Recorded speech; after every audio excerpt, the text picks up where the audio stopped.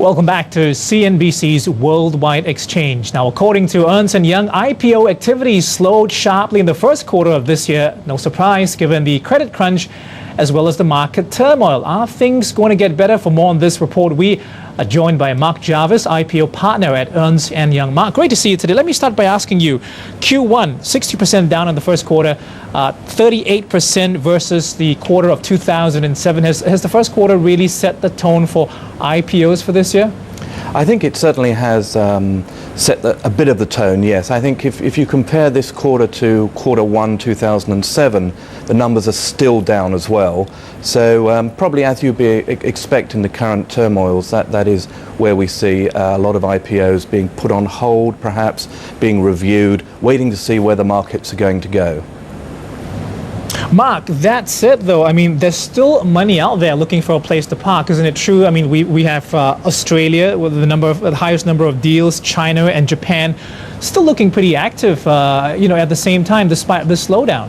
I think certainly the emerging markets are still moving very quickly. If you look at the top 20 IPOs in the first quarter, 13 of them, in terms of market cap and proceeds raised, came out of emerging markets. So emerging markets haven't really been hit so much by the credit crisis, credit crunch, and are still going forward.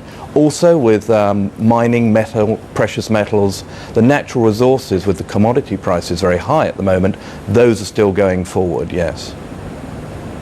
Mark, Brian Shackman here in the U.S. We've had an interesting picture because we've seen frequently IPOs taken off the table, and the ones that do come to market seem to be small with market caps well under half a billion. Then we have Visa, which was just an explosion, right, and has outperformed just about every stock in the market. So has Visa buoyed any confidence in the market here in the U.S., or are we continuing to see weakness? I think the Visa was a great example of what people are calling a move to quality.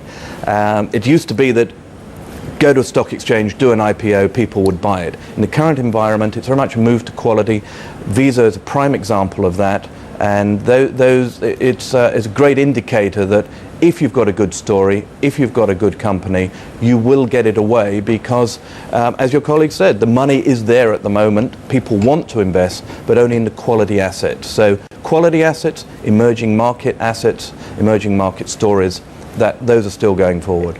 So there's really nothing in the pipeline that's like that, though, right? I mean, that's a one-off. That was the biggest U.S. IPO ever. So that was really a one-off. And I think, interestingly, if you strip out the Visa IPO from the calculations for the first quarter, you'll see something like 2/3 of IPOs were in the emerging markets.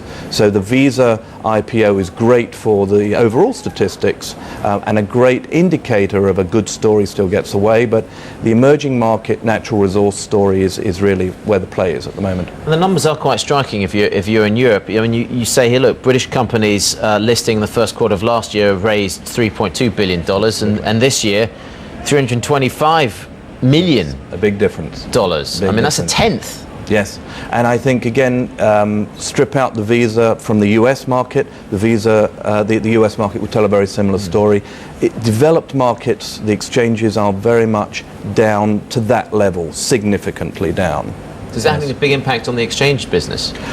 No, because certainly the New York Stock Exchange, Hong Kong, London, a lot of the inbound markets, a lot of inbound IPOs are still attracted into those markets. So if you're going to list a global telecoms company, you'd look in the US. Global mining, you'll come to the UK. For example, a Mexican company on Friday listed its intention to float in London.